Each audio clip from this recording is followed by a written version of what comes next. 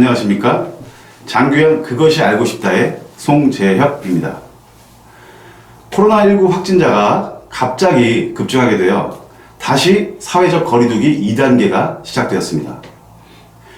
요양시설에서 5회 또는 실내 비대면 면회가 시작된 지 얼마 되지 않았는데 다시 앞으로 2주일 동안 비대면 면회까지 전면 중지되는 바람에 어르신과 보호자 모두 스트레스로 고통을 당하실 것 같아서 안타까운 마음이 듭니다.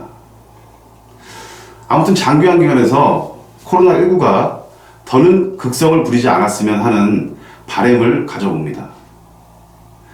오늘도 한 요양원 원장님이 코로나 확진자와 연관이 되어 검사를 받았다는 소식을 듣고 저 개인적으로 걱정을 많이 했습니다만 검사 결과는 다행히 음성이 나와 한숨 놓은 것 같습니다.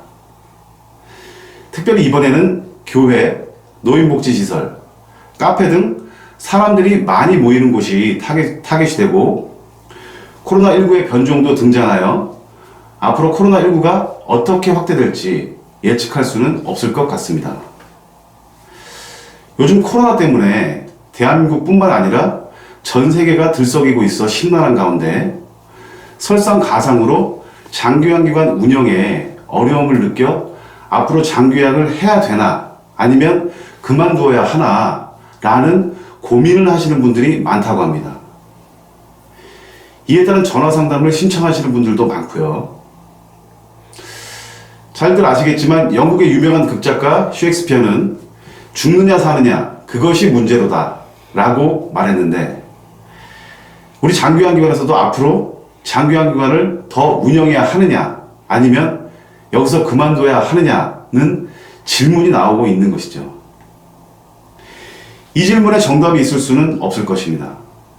하지만 장규환인들이 왜 그런 고민을 하는가 그리고 장규환 외에 다른 대안이 있는가를 함께 생각해 보셔야 되는 것은 아닐까요? 우리 실버페어 온라인에서 장규환 기관 경영자 100명에게 물었습니다. 그 첫 번째 질문은 장규환 기관을 운영하면서 무엇이 가장 장규환 기관의 문을 닫고 싶을 정도로 고통스러운 일인가? 입니다. 100명 중 45명이 갈수록 심해지는 통제와 규제 때문이다 라고 답변했고 다음으로 30명이 현지 조사에 공포를 말하고 있습니다. 그리고 세 번째로 20명이 사유재산의 불인정과 수익 감소를 들고 있습니다. 다음으로 넘어가 두 번째 질문은 그래도 장규환 기관을 계속하고자 한다면 그 이유는 무엇일까를 묻는 질문이었습니다. 이 질문에 대한 대답 역시 100명 중 40명은 코로나와 같은 위기에도 다른 사업에 비해 가장 안정적인 사업이다 라고 답했고 두 번째 32명은 어르신을 모시는 보람을 선택했습니다. 마지막 세 번째 답변은 다른 대안을 찾을 수 없어서 라는 의사를 표명했습니다. 멀리서 답을 찾을 필요 없이 이 두 가지 질문에서 답을 찾을 수 있을 것 같습니다. 장규환기관 운영을 그만두고 싶다고 생각하는 분들은 언제쯤에는 그만둔다는 선택을 자율적으로 하시면 될 것입니다. 하지만 그만두지 못하고 계속해야 한다는 선택을 하신다면 첫 번째, 법과 규칙을 준수하는 문화를 조성해야 하고 두 번째, 서비스질 개선에 최선을 다해야 합니다. 그리고 세 번째, 수익을 창출할 수 있는 창의적 노력이 필요하다는 강한 의식을 가져야 할 것입니다. 그럼 이 세 가지 방안에 대해 좀 더 상세히 들어가 보겠습니다.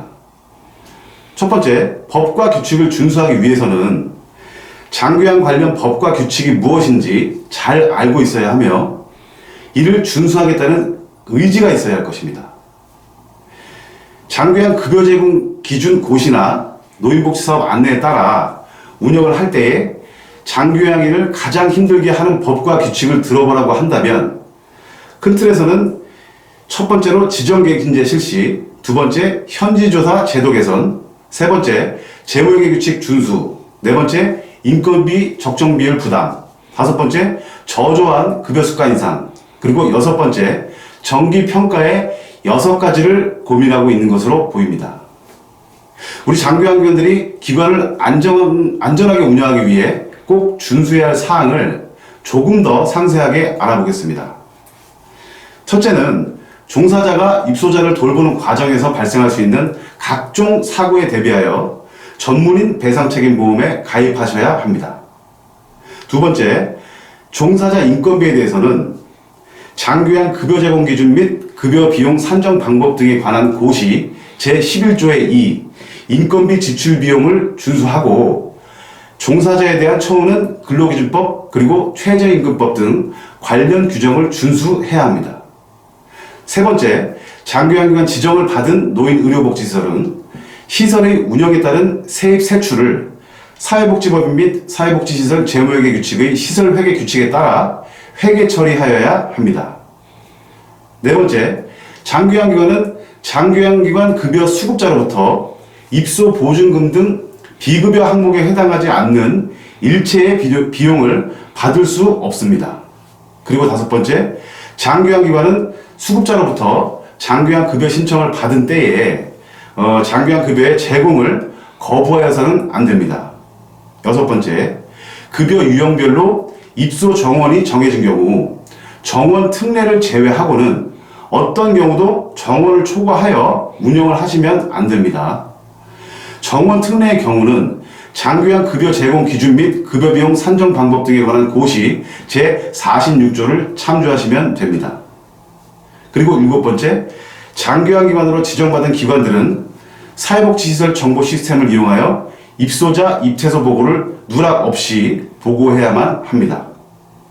그리고 여덟 번째, 근로기준법 개정에 따른 휴게시간을 준수하셔야 합니다. 근로기준법 제59조 근로시간 및 휴게시간의 특례 개정으로 사회복지시설이 특례 업종에서 제외가 되어 근로기준법 제54조에 따른 휴게시간을 준수하여야만 하는 것입니다. 근로시간이 4시간인 경우에는 30분 이상, 8시간인 경우에는 1시간 이상의 휴게시간을 근로시간 도중에 주어야 하고 휴게시간은 근로자가 자유롭게 이용할 수 있어야 하며 독립된 휴게공간 마련 등 실질적으로 휴게시간이 보장되도록 하여야만 합니다. 그리고 아홉 번째, 노인학대, 안전사고, 성추행, 인권유린이 발생하지 않도록 최선을 다해야만 합니다. 열 번째, 인력배치 기준을 철저히 준수하고 종사자의 근무시간 관리를 완벽히 해야 합니다. 어르신들을 모시기 위해 금품을 주고 호객행위를 하시면 안 됩니다. 그리고 다음, 서비스 질 개선에 신경을 쓰셔야 합니다. 서비스 질 개선을 말하면 먼저 돈이 많이 든다는 생각을 하실 것입니다. 돈을 많이 들이지 않고도 잘하고 있는 기관들을 벤치마킹 해야 할 것이고 종사자의 역량 강화를 위한 교육 또한 게을리하시면 안 됩니다. 보호자분들이 장교양기관을 선택할 때 최우수 평가 등급을 받은 기관부터 돌아보고 기관을 정하는 것으로 알려지고 있는데요. 가급적 A나 B등급을 받을 수 있도록 노력해야만 합니다. 우리 한국백만이클럽은 이미 2009년 첫 번째 평가 때부터 지금까지 회원기관의 평가를 지원하기 위해 다양한 프로그램을 실시하고 있습니다. 현재 한국백만이클럽이 운영하는 홈페이지 www.longtermquality.com을 공개하고 있으니 많이 활용해 주시기 바랍니다. 마지막으로 높은 최저임금 인상률과 이에 따라가지 못하는 급여 수가 인상률에 대한 저수익의 문제를 해결하기 위해서는 기관 운영자분들께서 각고의 노력을 하셔야만 합니다. 정해진 법의 테두리 안에서 장교양 급여 외에도 국가의 각종 지원 시스템을 잘 활용하시는 방법도 있습니다. 그리고 상급 침실 운영 등 장교양 보험법에서 허용하고 있는 서비스를 활용하고 운영 효율화를 통해 비용을 절감하는 방법, 샵인샵의 개념으로 사업자 등록증을 발부받아 기관 운영에 피해를 주지 않는 범위 내에서 수익을 창출할 수 있는 방법들을 찾아보셔야 합니다.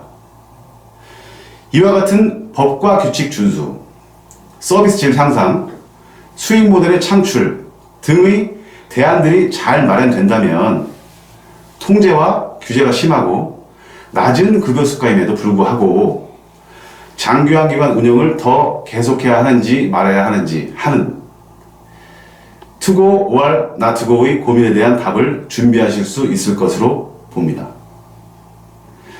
다음 방송부터는 이 세 가지 방안들의 구체적인 방법들을 상세히 제공해 보도록 하겠습니다. 오늘 장교양 그것이 알고 싶다 방송은 여기서 마치도록 하겠습니다. 제2부 순서에서는 김철준 건강의료 전문 기자와 왕희진 장교양 전문 기자의 방송이 계속됩니다. 많은 시청 부탁드립니다. 감사합니다.